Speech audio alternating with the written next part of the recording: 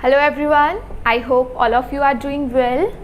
Organic chemistry की बात कर रहे हैं हम, और ऑर्गेनिक केमिस्ट्री में आज जो हम एक टॉपिक नया स्टार्ट करने वाले हैं वो है जनरल ऑर्गेनिक केमिस्ट्री, जिसे आप शॉर्ट में जीओसी के नाम से भी जानते हो, राइट। तो अभी जीओसी क्यों स्टार्ट किया जा रहा है? बिकॉज ये सारी ऑर्गेनिक केमिस्ट्री का बेसिस है। बेसिस किस तरह से? बिकॉज हमारे पास जो भी एप्लीकेशन पार्ट रहेगा, लाइक बेसिक टू एडवांस्ड, हमें इस तरीके से मूव करना है। तो जो भी हमारा एडवांस्ड या एप्लीकेशन बेस्ड कंसेप्ट्स हैं या जो भी सिलेबस में टॉपिक्स हैं, उन तक पहुंचने के लिए हमें अपने इस टॉपिक को स्ट्रॉन्ग करना बहुत ज़रूरी है। इस टॉपिक के ऊपर स्ट्रॉन्ग होल्ड होना बहुत ज़रूरी है, राइट। सो इसमें हम करेंगे क्या? जनरल ऑर्गेनिक केमिस्ट्री, जैसे आपको नाम से ही क्लियर हो रहा होगा। तो जो भी आपके पास कंसेप्ट्स बेसिक रहते हैं वो सारे कंसेप्ट्स हम देखेंगे, किन प्रिंसिपल्स के साथ काम कर रहा है वो सब हम देखेंगे। आफ्टर दैट कौन कौन से इलेक्ट्रॉनिक इफेक्ट्स की यहाँ पे बात हो रही है, या आइसोमेरिज्म है, या स्ट्रक्चरल रिप्रेजेंटेशन है। इस तरीके से जो भी छोटे छोटे कंसेप्ट्स हमें पता होने चाहिए, क्लियर होने चाहिए, बिल्कुल माइंड में स्ट्रॉन्ग होल्ड होना चाहिए, वो सब हम इस टॉपिक के अंडर कवर करेंगे। बिकॉज यहाँ से डायरेक्ट क्वेश्चंस तो आपके पास बनते ही बनते हैं, बट इसकी application through out organic chemistry आपको देखने को मिलेगी। सो इम्पॉर्टेंट टॉपिक है और बहुत ईजी है। बस ध्यान से हर छोटी छोटी चीज़ को, हर छोटे छोटे कंसेप्ट को समझना है, बिकॉज इसकी एप्लीकेशन आपको फिर सब जगह देखने को मिलेगी। ऑलराइट, सो ये है हमारे पास जनरल ऑर्गेनिक केमिस्ट्री टॉपिक, जो अब हम यहाँ पे स्टार्ट करेंगे। और जैसे ही मैंने ये टॉपिक स्टार्ट करने की बात करी, सबसे पहले तो हमारे पास दिमाग में, या यहाँ तो फिर ऑर्गेनिक केमिस्ट्री है लिखा हुआ, तो हमारे दिमाग में सबसे पहले आएगा क्या? ऑर्गेनिक केमिस्ट्री जब भी हम सुनते हैं हमें ध्यान आता है कार्बन का। सबसे पहले जो हमारा दिमाग घूमेगा ऑर्गेनिक केमिस्ट्री के नाम से, वो कहाँ की तरफ जाएगा? कार्बन एटम की तरफ, राइट। अब ये जो कार्बन एटम है ये दो तरह की बॉन्ड फॉर्मेशन करता है। कार्बन एटम मतलब नॉर्मली अगर मैं देखूं तो दो तरह की बॉन्ड फॉर्मेशन करता है। वो दो तरह की बॉन्ड फॉर्मेशन क्या है कि एक में कार्बन के साथ ही बॉन्ड फॉर्मेशन करता है, और एक में कार्बन आपके पास अदर एटम्स के साथ बॉन्ड फॉर्मेशन करता है। यानी ये जो कार्बन एटम है जब कुछ ऐसे मॉलिक्यूल्स बनाने की कोशिश कर रहा है, जब कार्बन के साथ ही बॉन्ड बनाता चला जा रहा है, तो उस प्रोसेस को हम कहते हैं कैटिनेशन प्रोसेस। सुना होगा आपने इसके बारे में। कैटिनेशन प्रोसेस कौन सा एटम शो करता है? ऐसा क्वेश्चन भी आ रखा है, तो आपके पास आंसर था कार्बन एटम, क्योंकि कार्बन के साथ बॉन्ड बनाते हुए बहुत सारे मॉलिक्यूल्स, बहुत सारे कंपाउंड्स बनाता है। तो एक टाइप की बॉन्डिंग ये होती है कार्बन एटम की। बट इसके अलावा कार्बन हमारे पास अलग एटम्स के साथ, हेट्रो एटम्स लाइक आपके पास nitrogen, oxygen, sulphur, phosphorus, halogens, इस तरीके से और भी एटम्स रहते हैं जिनके साथ बॉन्ड फॉर्मेशन करता है और अलग अलग कंपाउंड्स बनाता है। ठीक है, तो जब ऑर्गेनिक केमिस्ट्री की बात हुई, क्योंकि कार्बन से स्टार्ट हुआ और कार्बन को हमने दो तरीके से अभी देखा है, ठीक है, बिल्कुल सीरीज में वन बाय वन सब चीजें हम क्लियर करते जाएंगे। तो अभी दो तरह से हम देख पा रहे हैं कि एक तो ऐसे मॉलिक्यूल जिसमें कार्बन के ही बॉन्ड होंगे, और एक ऐसे मॉलिक्यूल जिसमें कार्बन के बाकी हेट्रो एटम्स के साथ भी बॉन्ड देखने को मिल सकते हैं। अब ये चीज़ तो हमें क्लियर हो गई कि ये दो अलग अलग तरीके की बॉन्ड फॉर्मेशन हो रही है, और ये जो दो अलग अलग तरीके की bond formation carbon atom show कर रहा है, इन्हीं को कंबाइंड फॉर्म में हम कहते हैं ऑर्गेनिक केमिस्ट्री, राइट। यही होता है ना, कार्बन के साथ बॉन्ड फॉर्मेशन वो एक कैटेगरी, और कार्बन का बाकी हेट्रोएटम्स के साथ बॉन्ड फॉर्मेशन वो एक अलग कैटेगरी। ये सारे कैटेगरीज को जब कंबाइंड फॉर्म में देखा जाता है उसी को हम ऑर्गेनिक केमिस्ट्री कहते हैं। अब ऑर्गेनिक केमिस्ट्री का तो हमें क्लियर हो गया कि किस तरीके से कार्बन अपनी कॉन्ट्रीब्यूशन दे रहा है। बट अगर मैं बात करूं इसकी बॉन्ड फॉर्मेशन की, या इसके स्ट्रक्चर की, या इसके शेप्स की, जो मॉलिक्यूल्स बन के आते हैं, तो कार्बन एटम के जो मॉलिक्यूल्स हैं उनकी हाइब्रिडाइजेशन, ठीक है, कार्बन एटम के जो मॉलिक्यूल हैं उनकी हाइब्रिडाइजेशन बिल्कुल लिमिटेड है। लिमिटेड क्यों है? हमें ज्यादा से ज्यादा ये देखने को मिल जाता है कि कार्बन एटम की हाइब्रिडाइजेशन या तो sp3 हो सकती है या sp2 हो सकती है या sp हो सकती है। अब मैं यहाँ पे कार्बन एटम के टाइप्स बताते हुए और ऑर्गेनिक केमिस्ट्री के बारे में बताते हुए डायरेक्ट हाइब्रिडाइजेशन पे क्यों जंप कर रही हूँ, और ये हाइब्रिडाइजेशन है क्या? हाइब्रिडाइजेशन आपके पास बिल्कुल उसी तरीके से रिलेट किया जा सकता है जिस तरीके से आप मॉलिक्यूलर ऑर्बिटल्स की बात करते हो, वैसे ही हाइब्रिड ऑर्बिटल्स रहते हैं। अब ये क्यों हमारे पास ऑर्बिटल्स ज़रूरी हो गए, ये हाइब्रिडाइजेशन का कंसेप्ट है। बट यहाँ मैं शॉर्ट में ये चीज़ क्लियर ज़रूर कर दूंगी, क्योंकि अगर कुछ लोग यहीं पे अटक गए तो आगे की चीज़ फिर क्लियर नहीं हो पाएगी। दैट्स वाई थोड़ा सा हाइब्रिडाइजेशन को पहले क्लियर करना ज़रूरी है। हाइब्रिडाइजेशन के लिए आपके पास मैं एग्जाम्पल के साथ क्लियर करूंगी। लाइक मॉलिक्यूल है आपके पास मीथेन, तो मीथेन में हमें क्या समझ आता है कि ये जो 4 हाइड्रोजन है, ठीक है, अगर मैं कार्बन के यहाँ पे बात करूं किसकी, इलेक्ट्रॉनिक कन्फिग्रेशन की, तो आपके पास ये आएगा 1s2 2s2 एंड 2p2 ऐसे आएगा, ठीक है, 6 इलेक्ट्रॉन। तो 1s2 की तो बात नहीं कर रहे हम, क्योंकि ये इनर मोस्ट है, बॉन्डिंग में पार्टिसिपेट नहीं कर रहा है अभी, तो बॉन्डिंग में ज़्यादातर पार्टिसिपेट करते हैं आउटर मोस्ट। तो ये आपके पास आ गए 2s के 2 इलेक्ट्रॉन, और उसके बाद आपके पास 2p के 2 इलेक्ट्रॉन, ठीक है, ऑलराइट। सो यहाँ पे 2p2 है ना, ये 4 गलती से आ गया था, तो आपके पास ये हो गए 2s के 2 इलेक्ट्रॉन और 2p के भी 2 इलेक्ट्रॉन। अब इन केस अगर हम यहीं से डायरेक्ट बॉन्ड बनवा रहे हैं, ये एटॉमिक ऑर्बिटल्स है ना, s और p d f ये सारे एटॉमिक लेवल के ऑर्बिटल्स हैं। अगर इसके साथ अगर हाइड्रोजन की बॉन्डिंग करानी है तो कितने हाइड्रोजन है, 4, तो 4 हमें अनपेयर्ड इलेक्ट्रॉन्स चाहिए। दैट्स वाई अब क्या होगी हमारे पास, कार्बन की एक्साइटेड स्टेट देखी जाएगी, एनर्जी की हेल्प से ये इलेक्ट्रॉन एक जो 2s ऑर्बिटल में है ये 2p में एक्साइट कराया जाएगा, ताकि 4 पोजीशंस जो हैं वो क्रिएट हो सके, राइट। अब 4 पोजीशंस हमारे पास क्रिएट होगी क्योंकि ये एक इलेक्ट्रॉन 2s से 2p में जंप कर गया, एक्साइट कर गया। तो अब आसानी से हमारे पास ये जो हाइड्रोजन है, ये जो हाइड्रोजन है 4, एक एक इलेक्ट्रॉन यहाँ देगा, एक इसे देगा, एक इसे देगा, एक इसे देगा, और इस तरीके से हमारे पास CH4 मॉलिक्यूल, ठीक है, जिसमें कार्बन के 4 हाइड्रोजन के साथ बॉन्ड है, ऐसा हमें नजर आना चाहिए। और आ भी रहा है, तो हमने सोचा कि जैसे अभी तक करते आ रहे थे, ये तब की बात है जब तक हाइब्रिडाइजेशन वाले कंसेप्ट के बारे में हमें पता नहीं था। तो तब तक हम क्या कर रहे थे कि ये इस तरीके से बॉन्ड फॉर्मेशन करा रहे थे। लेकिन क्वेश्चन कहाँ पे अराइज हुआ, क्वेश्चन अराइज हुआ कि अगर एक बॉन्ड हमारे पास बन रहा है s ऑर्बिटल से और बाकी 3 बॉन्ड बन रहे हैं p ऑर्बिटल से, एक बन रहा है s ऑर्बिटल से, बाकी 3 बन रहे हैं p ऑर्बिटल से, तो जो s ऑर्बिटल के साथ बॉन्डिंग है उसकी प्रॉपर्टीज और जो p ऑर्बिटल के साथ बॉन्डिंग है उसकी प्रॉपर्टीज वेरी करनी चाहिए ना। s character different, p character different, तो s वाला बॉन्ड थोड़ा सा अलग होना चाहिए, चाहे बॉन्ड लेंथ में हो या बॉन्ड एनर्जी में हो, किसी भी तरीके से इन तीनों से डिफरेंट होना चाहिए। बट हुआ क्या, एक्सपेरिमेंटली देखा गया कि जो मीथेन है उसके चारों के चारों बॉन्ड की bond length, bond energy, bond dissociation energy, जो भी प्रॉपर्टीज थी सारी सेम।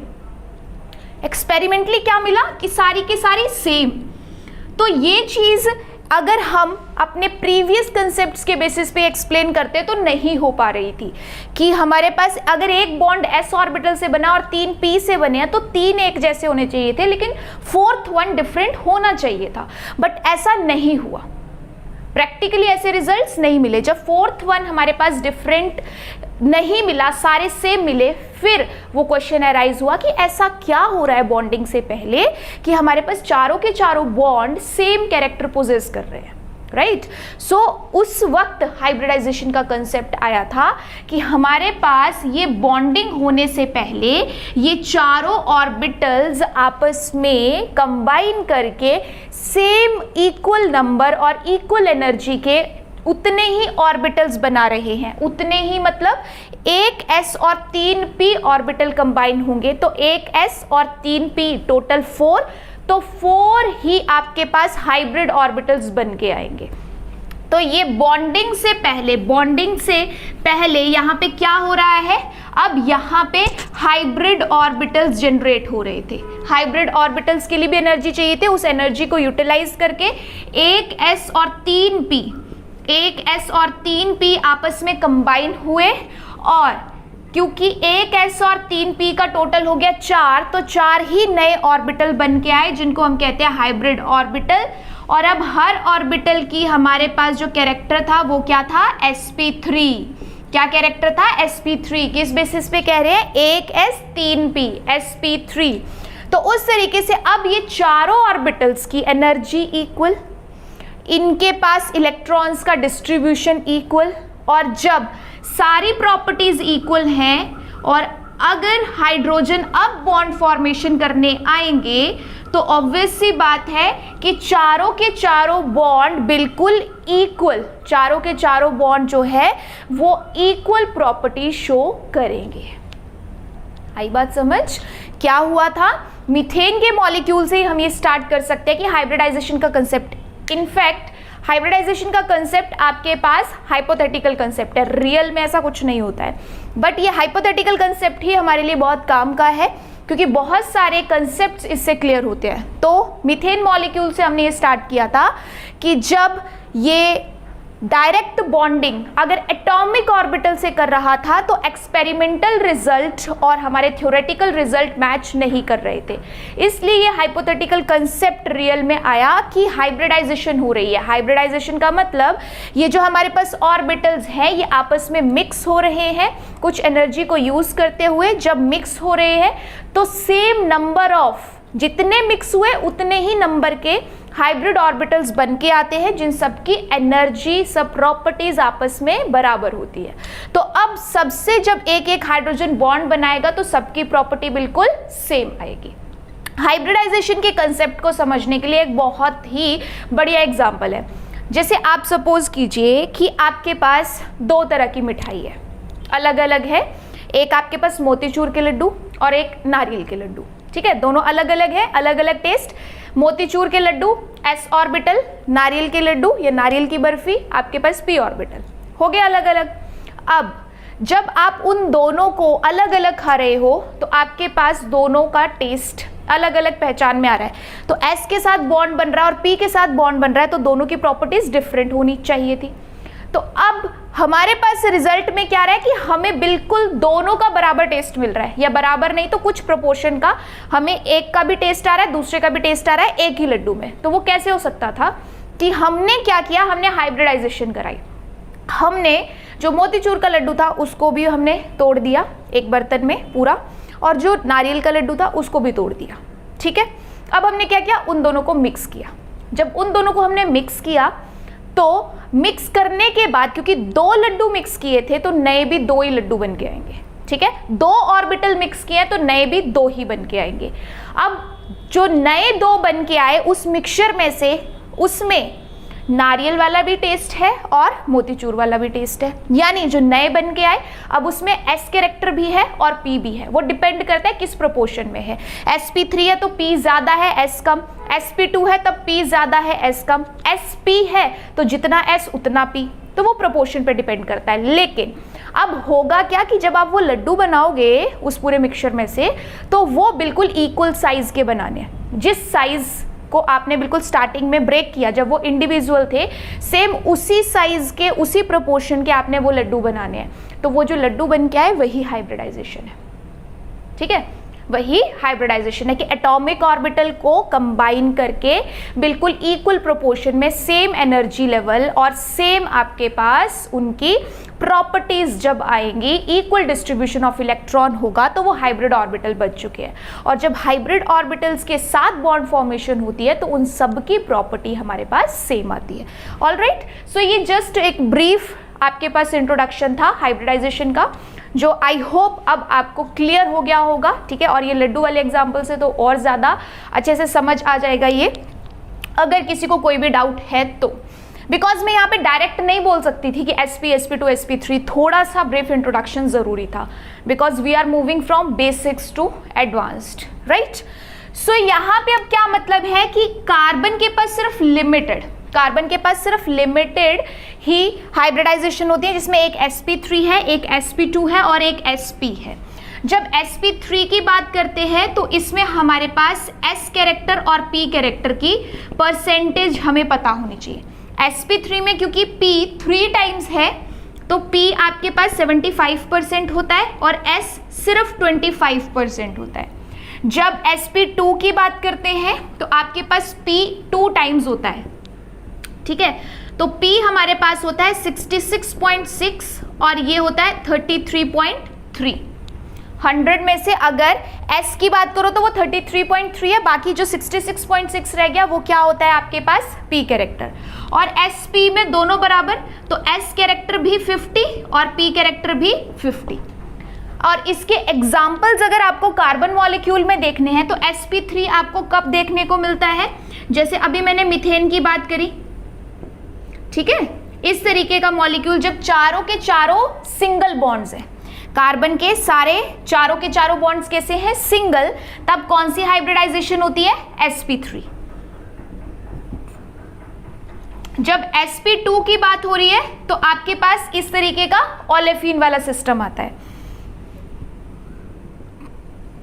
तो इस सेंटर वाले कार्बन की हाइब्रिडाइजेशन क्या है, sp2, इसकी भी क्या है, sp2। और जो आपके पास ट्रिपल बॉन्ड में आता है, जो आपके पास ट्रिपल बॉन्ड में आता है, तो ट्रिपल बॉन्ड वाले कार्बन की हाइब्रिडाइजेशन होती है sp, ठीक है। दैट्स वाई आपके पास कार्बन मॉलिक्यूल इसी तरीके से देखने को मिलता है ज्यादातर, या तो सारे सिंगल बॉन्ड है तो sp3, अगर डबल बॉन्ड है तो sp2 और ट्रिपल बॉन्ड है तो sp। इसके अलावा और ज़्यादा हाइब्रिडाइजेशन हमें कार्बन एटम में नहीं देखने को मिलती, यही लिमिटेड हाइब्रिडाइजेशन ज़्यादातर रहती हैं। अब ये 3 टाइप के जो आपके पास यहाँ पे मॉलिक्यूल्स मैंने रखे हैं और s कैरेक्टर आपको बताया है, इससे एक्चुअली बॉन्ड लेंथ में या बॉन्ड डिसोसिएशन एनर्जी में फ़र्क क्या पड़ता है। फ़र्क ये पड़ता है कि जैसे आपको पता है कि कार्बन टेट्रावेलेंट होता है ना, टेट्रावेलेंट मतलब अपने 4 इसकी एटम्स, अगर sp3 में बात करें तो 4 बॉन्ड बनाने की या 4 एटम्स के साथ एसोसिएशन करने की इसके पास कैपेसिटी होती है, या कह सकते हैं कि इसकी वैलेंसी जो है वो 4 होती है, इसलिए टेट्रावेलेंट कहते हैं। अब इन मॉलिक्यूल्स की हमें शेप के बारे में अगर जानना है, यही बात करी थी ना, शेप स्ट्रक्चर, तो हमें शेप स्ट्रक्चर जानने के लिए इनकी हाइब्रिडाइजेशन के बारे में पता होना चाहिए। दैट्स वाई मैं हाइब्रिडाइजेशन वाले कंसेप्ट को यहाँ पे क्लियर कर रही हूँ कि आपको अगर sp3 बोला गया तो दिमाग में आ जाएगा कि स्ट्रक्चर में सारे सिग्मा बॉन्ड है, अगर कोई sp2 कार्बन बोला है तो स्ट्रक्चर में डबल बॉन्ड है, अगर sp बोला है तो स्ट्रक्चर में आपके पास ट्रिपल बॉन्ड है, ठीक है। अब बॉन्ड लेंथ पे अगर हम बात करें या बॉन्ड की स्ट्रेंथ पे बात करें तो बॉन्ड स्ट्रेंथ का जो कंसेप्ट है वो कैसे चलता है कि more s character means more electronegativity, and if more electronegativity then stronger bond, okay. So आपके पास अगर देखा जाए इन तीनों में कंपैरेटिवली तो s कैरेक्टर सबसे ज़्यादा किसके पास है, sp के पास, फिर sp2 और फिर sp3। तो अगर बॉन्ड स्ट्रेंथ की बात करें कि इन तीनों में कौन सा बॉन्ड सबसे ज़्यादा स्ट्रॉन्ग है, तो हम कहेंगे जिसकी sp हाइब्रिडाइजेशन है वो सबसे ज़्यादा स्ट्रॉन्ग, फिर sp2 वाला और उसके बाद sp3। किस बेसिस पे, s कैरेक्टर के बेसिस पे। जितना s परसेंटेज ज़्यादा उतनी इलेक्ट्रोनेगेटिविटी ज़्यादा, और जितनी इलेक्ट्रोनेगेटिविटी ज़्यादा मीन्स इलेक्ट्रॉन्स को अपने पास होल्ड करने की कैपेसिटी उतनी ही ज़्यादा, इसलिए वो बॉन्ड काफ़ी ज़्यादा स्ट्रॉन्ग। और अगर मैं यहाँ पे बात करूँ बॉन्ड लेंथ की, ठीक है, इसी में बॉन्ड लेंथ का ऑर्डर अगर मैं डिसाइड करूं तो उसके लिए अभी मैंने आपको जो चीज़ बताई उसके अपोजिट चलना है। बॉन्ड लेंथ का ऑर्डर किस बेसिस पे काम करेगा कि जिसका s कैरेक्टर ज़्यादा, इलेक्ट्रोनेगेटिविटी ज़्यादा, इलेक्ट्रॉन्स को स्ट्रांगली होल्ड करके रखेगा, इलेक्ट्रॉन्स को जितना स्ट्रांगली होल्ड करके रखेगा, न्यूक्लियस के पास रखेगा, बॉन्ड उतना ही क्या हो जाएगा, शॉर्ट हो जाएगा। तो ये अपोजिट है कि जितना आपके पास s कैरेक्टर ज्यादा उतना लॉन्ग, जितना आपके पास s कैरेक्टर ज्यादा उतना ही आपके पास बॉन्ड शॉर्ट होगा। जितना s कैरेक्टर ज्यादा उतना ही बॉन्ड शॉर्ट होगा। तो उस बेसिस पे अगर इन तीनों का कंपैरिजन करूं तो sp3 की बॉन्ड लेंथ, sp3 वाले बॉन्ड की बॉन्ड लेंथ ज्यादा होती है देन sp2 और sp2 की ज्यादा होती है देन sp। ठीक है, बिल्कुल अपोजिट ऑर्डर है, जिसकी बॉन्ड स्ट्रेंथ ज्यादा उसकी बॉन्ड लेंथ कम। और ये किस पे डिपेंड कर रहा है? s कैरेक्टर पे। जितना s कैरेक्टर ज्यादा होता है मतलब न्यूक्लियस का इलेक्ट्रॉन पे होल्ड उतना ही स्ट्रांग होता है। जितना इलेक्ट्रॉन पे होल्ड स्ट्रांग है उतनी इलेक्ट्रोनेगेटिविटी ज्यादा। जितनी इलेक्ट्रोनेगेटिविटी ज्यादा तो इलेक्ट्रॉन पास में रहेंगे तो बॉन्ड डिस्टेंस कम यानी बॉन्ड लेंथ शॉर्ट। और जो इलेक्ट्रॉन ज्यादा स्ट्रांगली होल्ड करके रखे हैं उनकी आपके पास स्ट्रेंथ क्या होगी? ज्यादा। उन बॉन्ड को तोड़ना फिर मुश्किल होगा। तो दोनों कंसेप्ट आपके पास चलते हैं बट एक दूसरे के रिवर्स।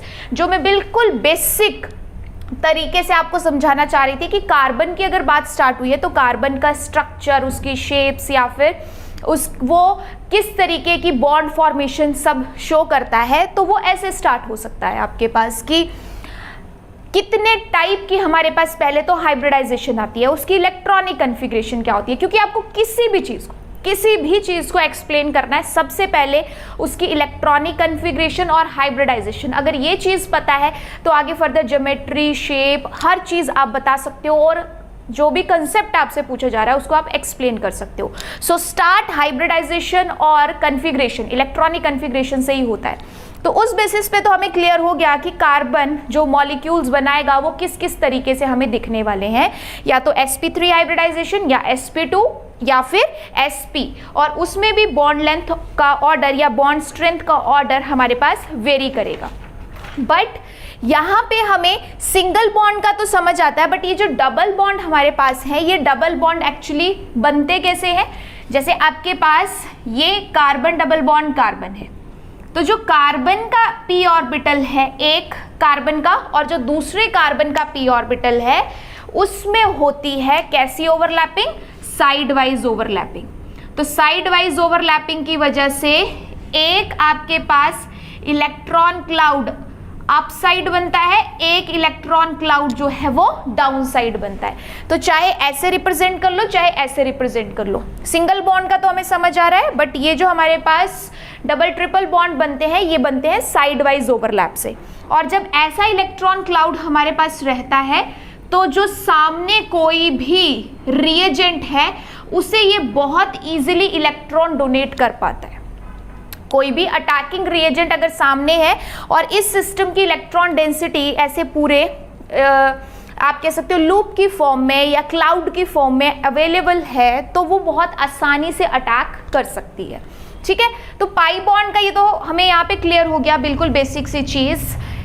बट एक बात का खास ध्यान रखना कि आपके पास ये जो p orbital side wise overlap कर रहे हैं ये अगर इस तरीके से प्रेजेंट है तो जिस प्लेन पे कार्बन है वो कार्बन प्लेन और p ऑर्बिटल का प्लेन एक दूसरे के परपेंडिकुलर होता है। जो भी मॉलिक्यूल का प्लेन है उस प्लेन के बिल्कुल परपेंडिकुलर p ऑर्बिटल्स रहते हैं। तो p ऑर्बिटल्स जो होते हैं फिर आपस में क्या कर पाते हैं? Side wise overlap. तो मॉलिक्यूल के प्लेन के परपेंडिकुलर जब p ऑर्बिटल होते हैं और जिन्होंने ओवरलैप करना है वो एक दूसरे के पैरेलल होते हैं तब हमारे पास पाई बॉन्ड फॉर्मेशन आसानी से हो जाती है। क्योंकि आपने कई जगह ये पढ़ा होगा कि जब ये p ऑर्बिटल और ये p ऑर्बिटल एक दूसरे के परपेंडिकुलर है तो इनके बीच में बॉन्ड फॉर्मेशन नहीं हो सकती, पाई बॉन्ड फॉर्मेशन। क्योंकि पाई बॉन्ड फॉर्मेशन के लिए दोनों p ऑर्बिटल्स का एक दूसरे के पैरेलल होना बहुत जरूरी है। दोनों p ऑर्बिटल का आपस में पैरेलल होना और उन p ऑर्बिटल और मॉलिक्यूल का एक दूसरे के परपेंडिकुलर होना, ये दो कंडीशन अगर देखने को मिल रही है तो पाई बॉन्ड फॉर्मेशन आसानी से हो जाती है। चलो, ये तो होगी हमारे पास जस्ट सिंपल इंट्रोडक्शन की कार्बन किस तरीके के मॉलिक्यूल्स बनाएगा, क्या क्या स्ट्रक्चर उनका हो सकता है, उनकी बॉन्ड स्ट्रेंथ कैसी हो सकती है। अब नेक्स्ट जो हम इसमें जानेंगे वो है हमारे पास कि स्ट्रक्चरल रिप्रेजेंटेशन कैसी हो सकती है। ये जो कार्बन के डिफरेंट मॉलिक्यूल हैं जो हम ऑर्गेनिक केमिस्ट्री में पढ़ने वाले हैं, ये हमें किस किस तरीके से नजर आ सकते हैं। सो नेक्स्ट है स्ट्रक्चरल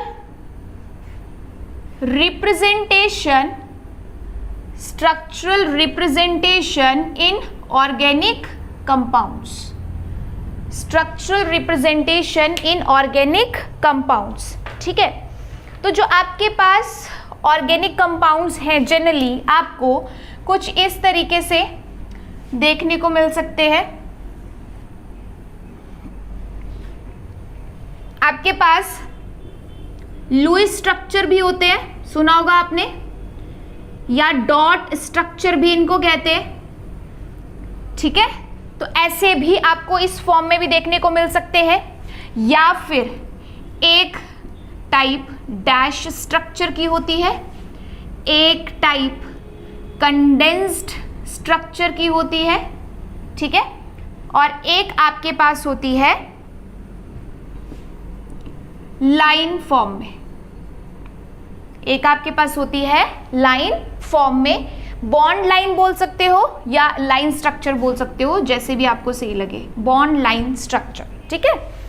तो अब ये जो मैंने यहाँ पे डिफरेंट टाइप्स बनाए हैं, इनका मतलब क्या है कि जब आपके पास वो लुईस स्ट्रक्चर या डॉट स्ट्रक्चर की बात कर रहा है, तो जैसे सपोज आपके पास उसने कोई भी मॉलिक्यूल दिया है, लाइक मिथेनॉल ही दिया है, CH3OH, तो फिर ऑक्सीजन के पास जितने भी लोन पेयर वगैरह प्रेजेंट है उन सब को वो डॉट की फॉर्म में यहाँ पे शो करेगा, क्योंकि लुईस स्ट्रक्चर का मतलब या तो लुईस एसिड या तो लुईस बेस से है, ठीक है, उस तरीके से कि इलेक्ट्रॉन्स को एक्चुअली शो करना होता है। तो अगर ऐसे प्रॉपर डॉट जो भी है या लोन पेयर जो भी है उनको रिप्रेजेंट किया जाता है तो वो लुईस स्ट्रक्चर होते हैं या फिर डॉट स्ट्रक्चर होते हैं। डैश स्ट्रक्चर तब हम कहते हैं जब हम पूरे बॉन्ड्स को, कोवेलेंट बॉन्ड्स को एक डैश की फॉर्म से रिप्रेजेंट करते हैं। जैसे सपोज मेरे पास CH3OH है ना, यही वाला मॉलिक्यूल है, तो इसे मैं कंप्लीट ऐसे शो करूंगी, मतलब एक एक जगह जहां जहां भी कोवेलेंट बॉन्ड था उस एक एक कोवेलेंट बॉन्ड को मैं यहाँ पे रिप्रेजेंट करूंगी। या मेरे पास कार्बन डबल बॉन्ड कार्बन है तो मैं उसे हर एक बॉन्ड को क्लियरली दिखाऊंगी। जब हर कोवेलेंट बॉन्ड को डैश से रिप्रेजेंट किया जाता है, यानी डैश का मतलब कि ऐसे सिंगल डैश है तो सिंगल बॉन्ड, 2 डैश है तो डबल बॉन्ड, 3 डैश है तो ट्रिपल बॉन्ड। तो जब कंप्लीटली ओपन करके दिखा रहे हैं तो उनको हम कहते हैं किस तरीके के स्ट्रक्चर, डैश स्ट्रक्चर।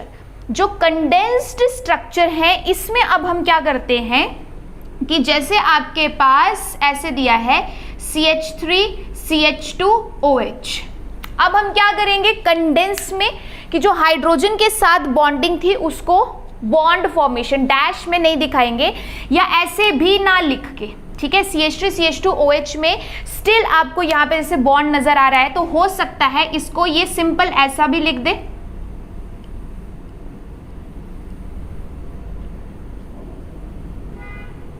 कोई भी बॉन्ड शो ना करे, तो डायरेक्ट ऐसे भी लिख सकता है कि CH3CH2OH, ठीक है। तो अब क्या हुआ है कि इसको कंडेंस कर दिया गया है, यानी जो क्लियरली बॉन्ड हमें यहाँ पे नजर आ रहे थे अब वो बॉन्ड्स यहाँ पे नजर नहीं आएंगे, तो कंडेंस हो चुका है, क्लियर। अब इसके बाद है bond line structure. Bond line structure में क्या करते हैं, डिफरेंस देखो, यहाँ पे क्या कर रहे थे कि हम यहाँ पे हाइड्रोजन के प्रॉपर बॉन्ड रिप्रेजेंट कर रहे थे, यहाँ हम हाइड्रोजन को लिख तो रहे हैं बट उनके बॉन्ड को रिप्रेजेंट नहीं कर रहे। यहाँ हम क्या करेंगे, dash line bond line structures में हाइड्रोजन को दिखाएंगे नहीं, जो बॉन्ड लाइन स्ट्रक्चर्स हैं उसमें हाइड्रोजन को दिखाएंगे नहीं इस तरीके से, या साइक्लिक फॉर्म में दिखाना है तो इस तरीके से। यानी अब आपको खुद समझना पड़ता है कि जैसे ये कार्बन है इसके 2 बॉन्ड बन रहे हैं और जो बाकी 2 हमें नजर नहीं आ रहे, क्योंकि कार्बन टेट्रावैलेंट है ना, तो 2 हमें नजर आ रहे हैं, जो बाकी 2 नहीं नजर आ रहे वो एक्चुअल में हमारे पास क्या है, हाइड्रोजन है। तो जब हम इन हाइड्रोजन को यहाँ पे शो ही नहीं करते ना बॉन्ड से ना लिख के, वो हमारे पास आते हैं बॉन्ड लाइन स्ट्रक्चर्स, ठीक है। तो ये बिल्कुल बेसिक सी चीज़ थी कि ऑर्गेनिक कंपाउंड्स जो हैं वो आपको कैसे कैसे यहाँ पे नज़र आ सकते हैं। तो लुईस स्ट्रक्चर या डॉट स्ट्रक्चर हो गए, जहाँ पे लोन पेयर और सब चीज़ों को प्रॉपर डॉट से शो किया जाता है। डैश, जब हर एक सब्स्टिट्यूएंट को कोवेलेंट बॉन्ड जो डैश है उससे बताया जाता है। कंडेंस, अब डैश गायब हो चुके हैं बट हाइड्रोजन फिर भी लिखे जा रहे हैं। और बॉन्ड लाइन अब उससे भी एडवांस हो चुके हैं, मतलब अब हाइड्रोजन को हम यहाँ पे बताएंगे नहीं, वो खुद समझना पड़ता है कि कार्बन के अगर 2 ही बॉन्ड नजर आ रहे हैं तो जो 2 नजर नहीं आ रहे वो एक्चुअल में यहाँ पे क्या है, हाइड्रोजन है। ठीक, तो ये तो होगी स्ट्रक्चरल रिप्रेजेंटेशन। अब थोड़ी सी बात कर लेते हैं इनकी 3D रिप्रेजेंटेशन की, यानी 3 डायमेंशनल रिप्रेजेंटेशन। 3D representation.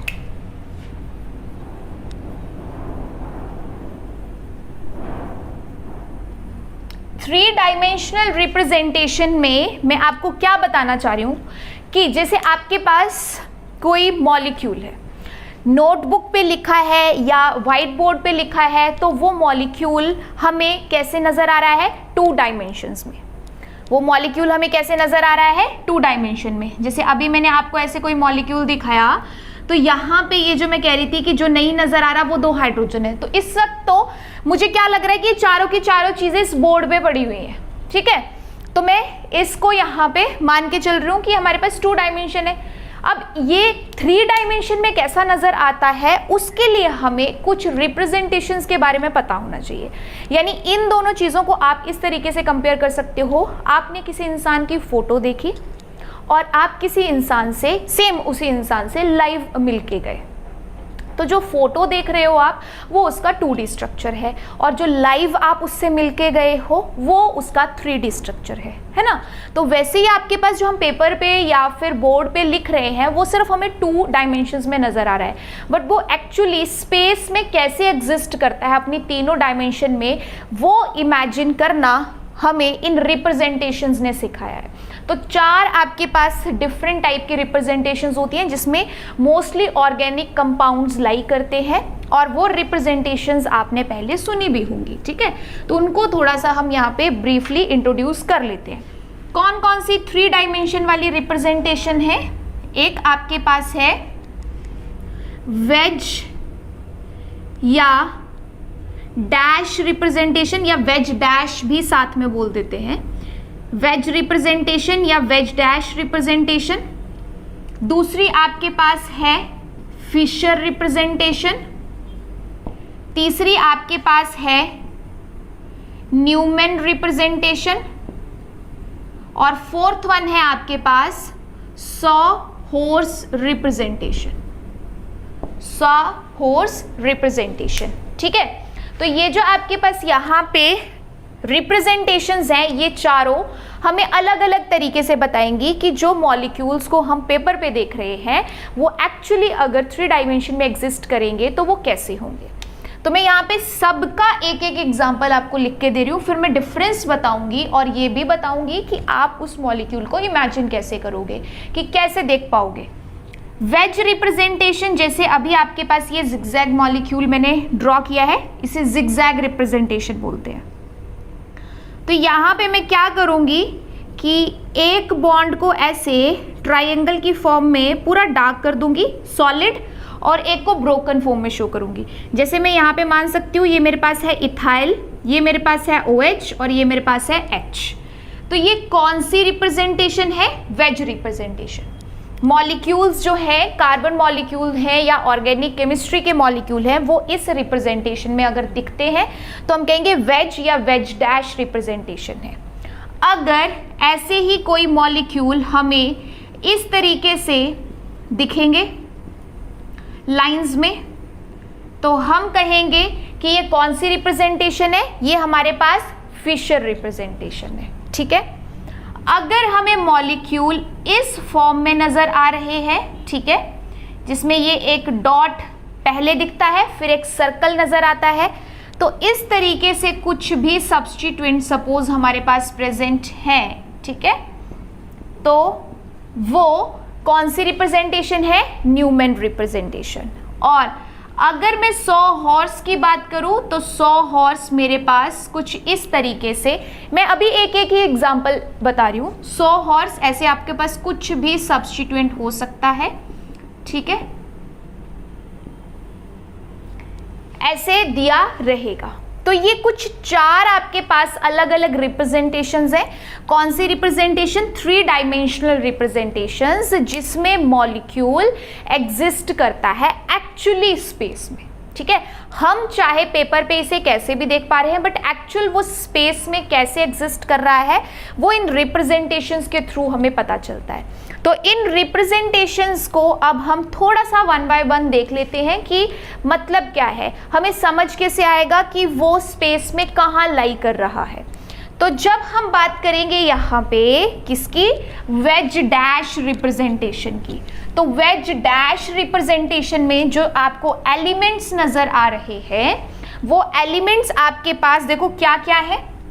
या तो आपको यहाँ पे नजर आ रहा है ऐसे ट्राइंगल में एक सॉलिड लाइन, या आपको नजर आ रही है एक ऐसी ब्रोकन लाइन, या आपको नजर आ रही है ऐसी स्ट्रेट लाइन।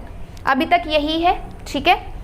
तो इसका मतलब क्या होता है? जब आपके पास सॉलिड लाइन दी गई है ट्राइंगल की फॉर्म में, इसका मतलब होता है अबव द प्लेन, या फिर दूसरे तरीके से बताना है तो हम कह सकते हैं towards the observer, towards the observer, ठीक है। और जब ब्रोकन दिया है तब मैं इसे कहूंगी बिलो द प्लेन, या फिर ऑब्जर्वर के रिस्पेक्ट में बात करनी है तो मैं कह सकती हूं अवे फ्रॉम द ऑब्जर्वर। और जब आपके पास स्ट्रेट लाइन दी गई है तो स्ट्रेट लाइन का मतलब है ऑन द प्लेन। ये वेज रिप्रेजेंटेशन है। ये क्या है? Wedge representation. मतलब आपके पास सपोज ऐसे कोई मॉलिक्यूल दिया गया है,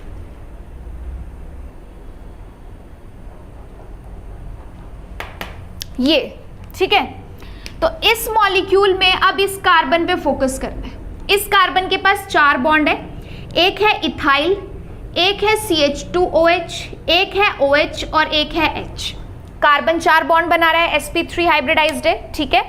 तो इस वक्त हमारे पास अगर देखा जाए, if you are the observer, अभी हम ऑब्जर्वर के रिस्पेक्ट में बात कर रहे हैं, if you are the observer, तब क्या होगा कि आपके लिए ये चीज, ठीक है, मैं ऐसे रिप्रेजेंट कर रही हूं। तो एक यहां पे जाएगा और एक यहां पे जाएगा, तो आपको ये मॉलिक्यूल कुछ ऐसा नजर आएगा। समझ रहे हो? ऐसा नजर आने का मतलब क्या है? यहां पे देखो इस मॉलिक्यूल को, जो चीज आपको सॉलिड में दी गई है, सॉलिड का मतलब होता है towards the observer. If you are the observer, तो ये जो रेड मार्कर आपको नजर आ रहा है, ये आपकी तरफ को ऐसे ओरिएंटेड होगा। तो जो भी ये इसका 3D स्ट्रक्चर है ना, जो हमें यहां से समझना है कि एक्चुअली कैसे है। तो ये जो आपके पास सॉलिड में दिखाई गई चीज है, ये टूवर्ड्स द ऑब्जर्वर है, टूवर्ड्स द ऑब्जर्वर। तो वो आपको ऐसे नजर आ रही है। ये जो मेरे पास यहाँ पे, ये जो मेरे पास आपके लिए क्या हो चुका है, ब्लैक मार्कर जो है वो आपके लिए अब क्या हो चुका है यहाँ पे, अवे। तो वो मैं यहाँ पे कैसे शो करूंगी? ब्रोकन फॉर्म में। तो एक्चुअली स्पेस में वो ऐसे होगा। अगर आप सामने से इस मॉलिक्यूल को ऑब्जर्व कर रहे हो, you are the observer, then this red marker is supposed as OH, क्योंकि सॉलिड में दिया है तो OH टूवर्ड्स द ऑब्जर्वर है। H जो ब्रोकन फॉर्म में दिखाया है, ये अवे फ्रॉम द ऑब्जर्वर है। आपके रिस्पेक्ट से, आपके लिए ये चीज अवे है, तो ये अवे फ्रॉम द ऑब्जर्वर है। बाकी 2 चीजें आपको दिख रही है लेफ्ट और राइट में। तो लेफ्ट में आपको दिख रहा है इथाइल, क्योंकि ये सॉलिड बॉन्ड से दिखाया गया है, it means on the plane, तो ये चीज प्लेन के ऊपर प्रेजेंट है। और CH2OH भी, क्योंकि सॉलिड लाइन से, डायरेक्ट लाइन से दिखाया गया है, तो ये आपके पास CH2OH है सपोज, तो ये भी कहाँ प्रेजेंट है? On the plane.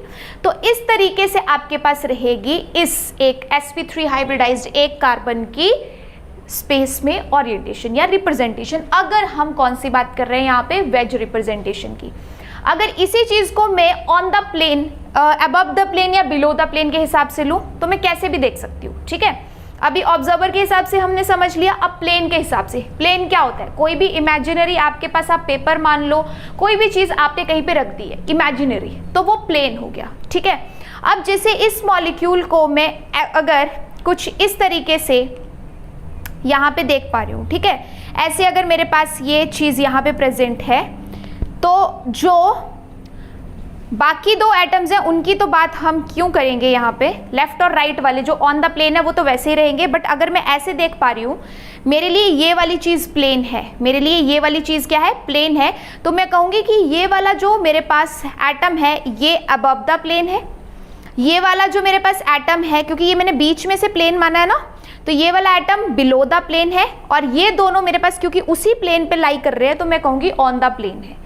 तो ये आपकी मर्जी होती है कि आप ऑब्जर्वर के रिस्पेक्ट से बताओ या प्लेन के रिस्पेक्ट से बताओ, ये सिर्फ डिपेंड करता है कि किस एंगल से देखा जा रहा है। प्लेन आपने सामने रखा है, अगर ऐसे रखा है तो ये आपके पास ऑब्जर्वर के रिस्पेक्ट से ये टूवर्ड्स ऑब्जर्वर हो जाएगा, ये अवे फ्रॉम द ऑब्जर्वर हो जाएगा। अगर प्लेन आप लोगों ने इस तरीके से मान के चल रहे हो तो ये चीज अबव द प्लेन हो जाएगी, ये बिलो द प्लेन हो जाएगी, बाकी दो ऑन द प्लेन।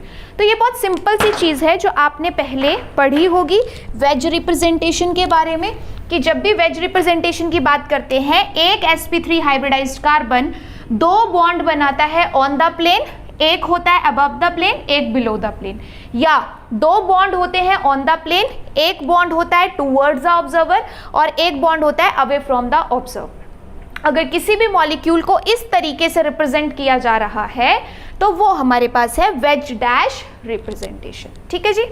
तो वेज डैश रिप्रेजेंटेशन को हम ऐसे जिगजैग फॉर्म में भी शो कर देते हैं या फिर हम ऐसे भी शो कर सकते हैं, ठीक है। इसमें क्या हो रहा है कि दोनों बॉन्ड जो है वो सेम साइड है और बाकी दो चीजें जो आपको नहीं दिख रही हैं वो दोनों इस वक्त हाइड्रोजन है। कैसे रिप्रेजेंट करना है सब जगह? एक सॉलिड एक ब्रोकन, एक सॉलिड एक ब्रोकन, एक सॉलिड एक ब्रोकन, इस तरीके से कार्बन की जो टेट्रावैलेंसी है वो पूरी करनी है। अगर आप यहां पे कर रहे हो जिगजैग फॉर्म में तो, और अगर आप कर रहे हो इसकी एक्लिप्स्ड फॉर्म में तो, ठीक है।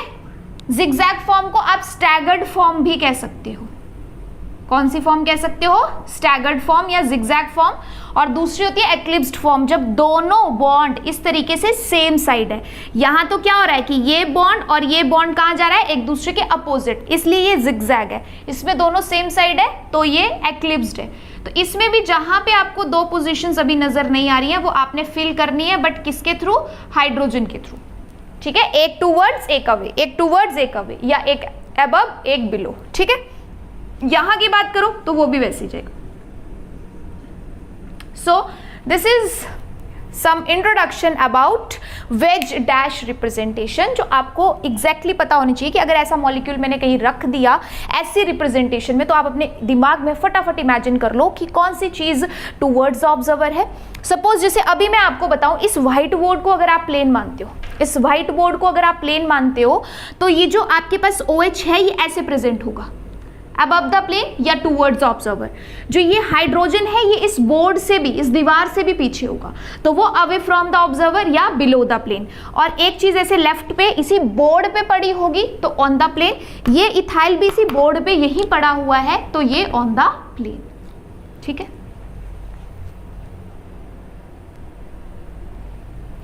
सो नेक्स्ट जो हमारे पास रिप्रेजेंटेशन है वो है फिशर रिप्रेजेंटेशन। फिशर रिप्रेजेंटेशन आपके पास दो लाइंस से मिलके बनता है, एक आपके पास हॉरिजॉन्टल लाइन और एक आपके पास वर्टिकल लाइन, एक हॉरिजॉन्टल लाइन और एक वर्टिकल लाइन, ठीक है। तो आपके पास ये वर्टिकल लाइन में ये जो चीज आपको नहीं नजर आ रही, कुछ भी नहीं लिखा हुआ, ये एक्चुअल में कार्बन है। तो इस कार्बन के पास CH3HOH 3 और ये चौथा बॉन्ड है। वैसे ही इस कार्बन के पास OHHCH3 3 और ये चौथा बॉन्ड है, ठीक है। तो फिशर रिप्रेजेंटेशन, क्योंकि हर रिप्रेजेंटेशन के अपने एलिमेंट्स होंगे, अपना एक अलग कह सकते हो कि नजरिया होगा देखने का, तो आपको हर रिप्रेजेंटेशन में समझना कि किन एलिमेंट से मिलके ये बन रही है। तो इसमें दो ही बातें, एक हॉरिजॉन्टल लाइन एक वर्टिकल लाइन। और दूसरी बात कि ये आपके पास अगर सिंगल कार्बन है, एक ही कार्बन है तब भी आप रिप्रेजेंट कर सकते हो। अगर 2 कार्बन है या उससे ज्यादा है तब भी फिशर रिप्रेजेंटेशन दे सकते हो। जैसे अभी अगर मैं बात करूं आपके पास वेज की, तो वेज में भी आपने देखा कि आपके पास अगर सिंगल कार्बन है, ठीक है, वेज में अगर सिंगल कार्बन है तब भी आप रिप्रेजेंटेशन बता सकते हो। अगर आपके पास मल्टीपल कार्बन है तब भी आप वेज रिप्रेजेंटेशन बता सकते हो। तो मैं यहां से क्या कहना चाह रही हूं कि फिशर रिप्रेजेंटेशन और वेज रिप्रेजेंटेशन में ये एक सिमिलैरिटी है कि सिंगल कार्बन होगा तब भी रिप्रेजेंट किया जा सकता है, मल्टीपल कार्बन होंगे तब भी रिप्रेजेंट किया जा सकता है।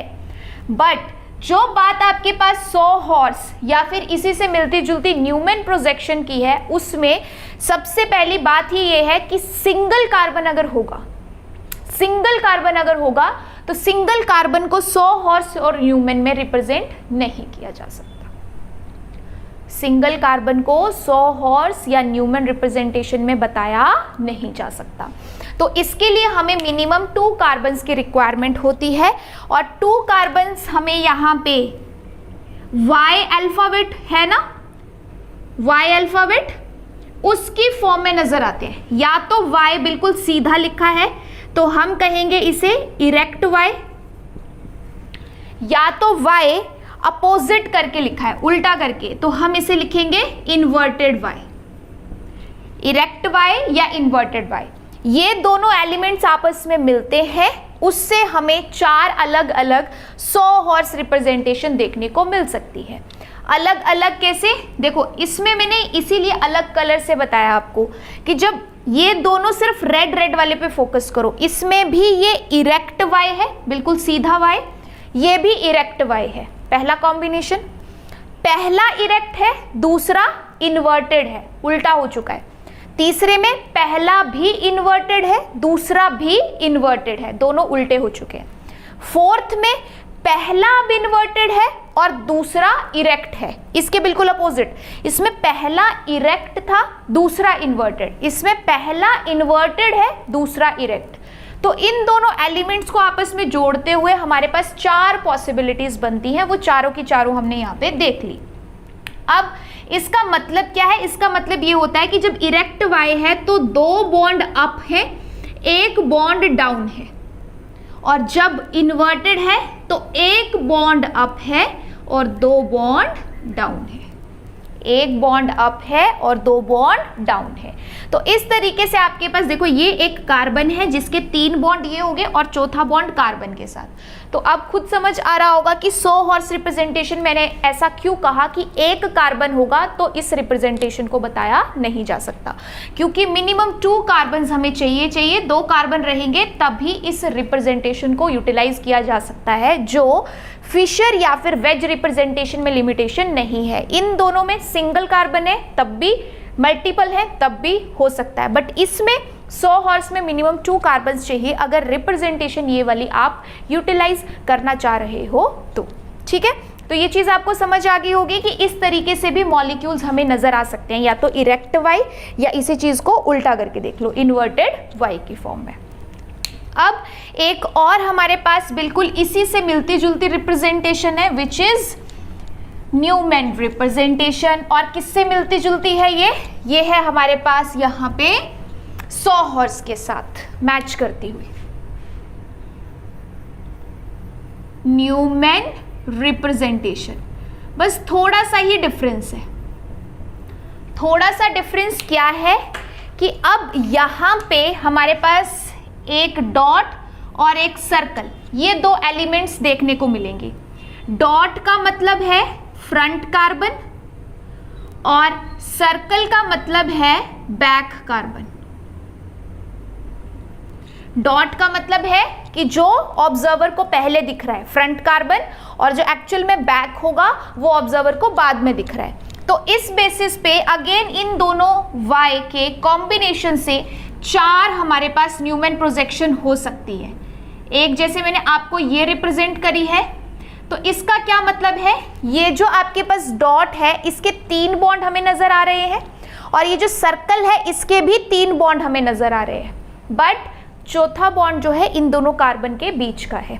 सॉ हॉर्स में क्या होता है कि कार्बन कार्बन के बीच का बॉन्ड ऑब्जर्वर को नजर आ जाता है, बट न्यूमेन में कार्बन कार्बन के बीच का बॉन्ड नजर नहीं आता। इसलिए वो हमें खुद समझना है, खुद अंडरस्टूड होना चाहिए कि फ्रंट कार्बन और बैक कार्बन के बीच का बॉन्ड इस तरीके से है कि वो ऑब्जर्वर को नजर नहीं आ रहा। इसलिए हमें 3-3 बॉन्ड ही नजर आते हैं, बट ऐसा नहीं कि 3 ही बना रहा है, बना 4 ही बॉन्ड रहा है, लेकिन वो बॉन्ड इस रिप्रेजेंटेशन में ऑब्जर्वर को नजर नहीं आता। ठीक है, तो ये मैंने एक यहाँ पे फॉर्म बनाई जिसमें फ्रंट वाला इरेक्ट वाई है और बैक वाला इन्वर्टेड। इस बात का ध्यान रखिएगा कि जो बैक कार्बन है उसके बॉन्ड इस सर्कल पे आते ही रुक जाने चाहिए, उसके आगे आप लेके नहीं जाओगे। ठीक है, और जो फ्रंट कार्बन के हैं वो इस डॉट पे आके जरूर मिलेंगे। अब फ्रंट आपके पास इरेक्ट और बैक भी इरेक्ट, ये एक पॉसिबिलिटी हो सकती है। आपके पास फ्रंट वाला इन्वर्टेड तो बैक वाला भी इन्वर्टेड, ये पॉसिबिलिटी हो सकती है। और एक लास्ट पॉसिबिलिटी अब रहती है फर्स्ट के अपोजिट, यानी अब फ्रंट वाला इरेक्ट होगा, उल्टा होगा, और बैक वाला इन्वर्टेड हो, सॉरी, जो फ्रंट वाला है वो इन्वर्टेड होगा, इन्वर्टेड वाई मतलब उल्टा वाई होगा, और जो बैक वाले 3 बॉन्ड्स हैं वो कैसे होंगे आपस में, इरेक्ट वाई, बिल्कुल सीधा वाई जैसा लिखा जाता है उसकी फॉर्म में होगा। तो आपको यहाँ पे क्या सिमिलैरिटी नजर आ रही है, इसमें भी 2 कार्बन चाहिए, इसमें भी 2 कार्बन चाहिए, तभी इस रिप्रेजेंटेशन को यूज किया जा सकता है। बट डिफरेंस क्या है कि इसमें कार्बन कार्बन का बॉन्ड ऑब्जर्वर को नजर आता है, न्यूमेन में कार्बन कार्बन का बॉन्ड ऑब्जर्वर को नजर नहीं आता। एक और जो हमारे पास सिमिलैरिटी है वो ये कि इसमें चारों फॉर्म्स जो बनती हैं इन 2 एलिमेंट से बनती हैं, इरेक्ट वाई या फिर इन्वर्टेड वाई। तो आपके पास जो न्यूमेन रिप्रेजेंटेशन है वो भी इन्हीं 2 एलिमेंट्स को यूज करते हुए बनती है, या तो इरेक्ट वाई या इन्वर्टेड वाई। बट इसमें एक्स्ट्रा 2 चीजें आ चुकी हैं, वो है एक डॉट मतलब फ्रंट कार्बन और सर्कल मतलब बैक कार्बन। ठीक है, तो ये मैंने थोड़ा सा आपको ब्रीफ इंट्रोडक्शन किस चीज का दे दिया, जो 3 डायमेंशनल रिप्रेजेंटेशन है, जो ऑर्गेनिक मॉलिक्यूल्स हैं, कंपाउंड है। अगर नॉर्मली हमने देखा स्टार्टिंग में तो उसमें क्या था कि स्ट्रक्चरल रिप्रेजेंटेशन कैसे हो सकती है, डॉट स्ट्रक्चर हो सकते हैं, या डैश हो सकते हैं, या कंडेंस्ड हो सकते हैं, या बॉन्ड लाइन स्ट्रक्चर्स हो सकते हैं। बट उसके अलावा वो तो 2D की बात है ना, पेपर पे लिखने की बात है। बट अगर एक्चुअल में उसको हमें देखना है कि 3 डायमेंशन में या स्पेस में उसकी एग्जिस्टेंस कैसी है, तो हमें इन रिप्रेजेंटेशंस के बारे में पता होना चाहिए, जो पेपर पे ऐसे लिख के दिया हो तो हम ऑब्जर्व कर सके कि कौन सी चीज़ ऑब्जर्वर को नज़र आ रही है और कौन सी नज़र नहीं आ रही, कौन सी टूवर्ड्स है, कौन सी अवे है, किस एंगल से नज़र आ रही, किस एंगल से नज़र नहीं आ रही। तो ये यहाँ पे इंट्रोडक्शन पार्ट में जानना बहुत ज़रूरी था। ठीक है, नाउ नेक्स्ट जो हमारे इन बेसिक कंसेप्ट में जानना ज़रूरी है वो है ऑर्गेनिक कंपाउंड्स की क्लासिफिकेशन, कि ऑर्गेनिक कंपाउंड्स जो हमारे पास होते हैं वो किस किस कैटेगरी को बिलोंग कर सकते हैं, उसकी कौन कौन सी क्लासेस हैं। तो जैसा आप यहाँ पे देख रहे हो, मेजरली अगर बात की जाए तो ऑर्गेनिक कंपाउंड्स को 2 कैटेगरीज में डिवाइड किया गया है, one is cyclic, one is acyclic. Clearly समझ आ रहा है? एसाइक्लिक मतलब ओपन चेन, कोई भी साइकिल, कोई भी रिंग इन्वॉल्व नहीं होगी। साइक्लिक या क्लोज्ड चेन जिसमें कोई साइकिल या कोई रिंग इन्वॉल्व जरूर होगी। तो एसाइक्लिक में जैसे CH3CH2OH है या CH3CHO है, ऐसे कोई भी ओपन चेन स्ट्रक्चर रहेगा, वो एक कैटेगरी, एक क्लास ऑर्गेनिक कंपाउंड्स की देखने को मिलती है, एसाइक्लिक या ओपन चेन। बट जो साइक्लिक है या क्लोज्ड चेन है उसकी फर्दर क्लासिफिकेशन हो रखी है। फर्दर भी वो 2 तरीके की क्लासेस में डिवाइड किया गया है, one is carbocyclic, another is heterocyclic. नाम से क्लियर हो रहा है, कार्बोसाइक्लिक का मतलब है कि साइक्लिक है, क्योंकि डिराइव तो वहीं से हो रही है ना, रिंग है, बट रिंग में सारे के सारे एटम्स आपके पास कौन से हैं, कार्बन के, कार्बोसाइक्लिक या होमोसाइक्लिक भी हम इसे कहते हैं। अब ये जो कार्बोसाइक्लिक है और हेट्रोसाइक्लिक है, इन दोनों में डिफरेंस ही ये है कि इसमें सारे एटम्स कार्बन के ही इन्वॉल्व होंगे, जबकि आपके पास जो हेट्रोसाइक्लिक है, जो आपके पास हेट्रोसाइक्लिक है उसमें हमारे पास जो कार्बन एटम्स है उसके अलावा भी और एटम्स देखने को मिलते हैं, ठीक है। जैसे आपको यहाँ पे कुछ एग्जांपल्स दिए गए हैं, तो ये हेट्रोसाइक्लिक कंपाउंड्स है। हेट्रो मींस डिफरेंट, कार्बन के अलावा इसमें नाइट्रोजन है, इसमें नाइट्रोजन है, इसमें ऑक्सीजन है। तो रिंग के अंदर जब कार्बन के अलावा और भी एटम्स रहेंगे तो वो किस कैटेगरी को बिलोंग करेंगे? हेट्रोसाइक्लिक को।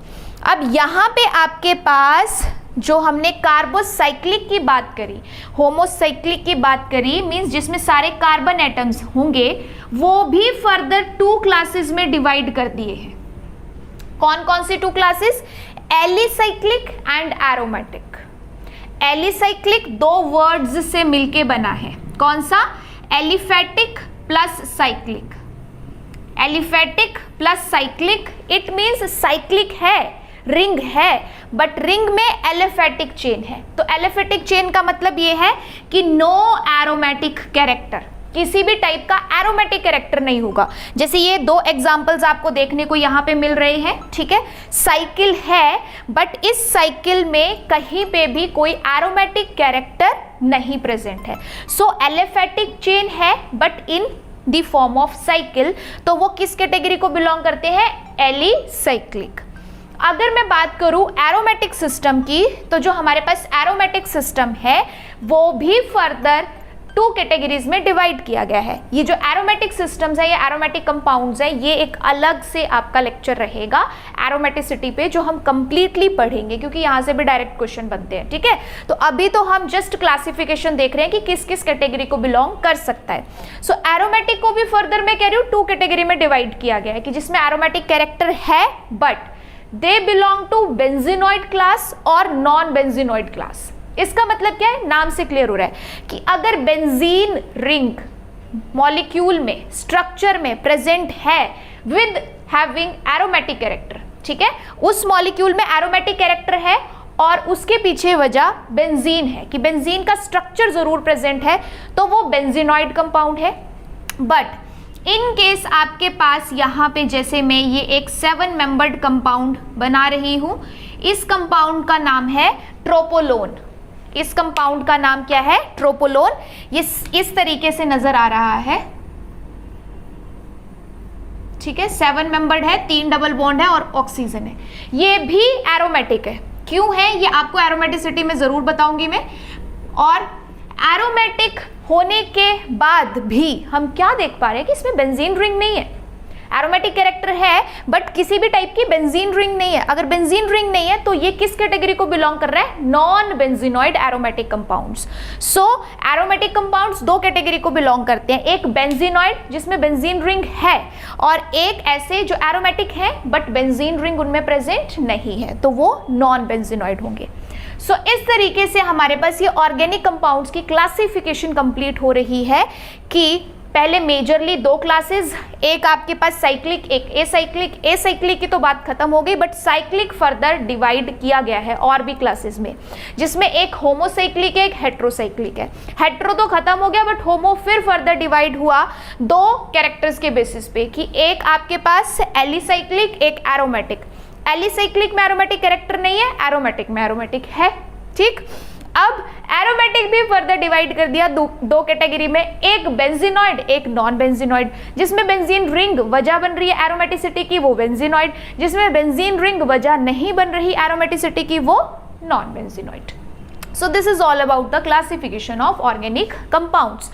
तो अब नेक्स्ट हमारे पास इसमें और भी अभी फैक्टर्स या और भी प्रॉपर्टीज बचती हैं ऑर्गेनिक कंपाउंड्स की, लाइक उनके आइसोमेरिज्म के बारे में या उनके नॉमेनक्लेचर के बारे में। सो इस लेक्चर में आज जो हमने यहाँ पे देखा वो जनरल ऑर्गेनिक कंसेप्ट्स स्टार्ट किस तरीके से हमने कार्बन से किया, उसके क्या स्ट्रक्चर्स, उसकी हाइब्रिडाइजेशन क्या पॉसिबल हो सकती है, उससे बॉन्ड स्ट्रेंथ और बॉन्ड लेंथ पे क्या फ़र्क पड़ता है। आफ्टर दैट कार्बन के कंपाउंड्स कौन कौन से स्ट्रक्चर्स में रिप्रेजेंट किए जा सकते हैं, उसकी 3D रिप्रेजेंटेशन क्या हो सकती है या उसकी क्लासिफिकेशन क्या हो सकती है, ये सब हमने इसमें कवर कर लिया। एंड इसके बाद जो हम नेक्स्ट पढ़ेंगे वो रहेगा हमारे पास isomerism and then nomenclature and then other factors. Okay.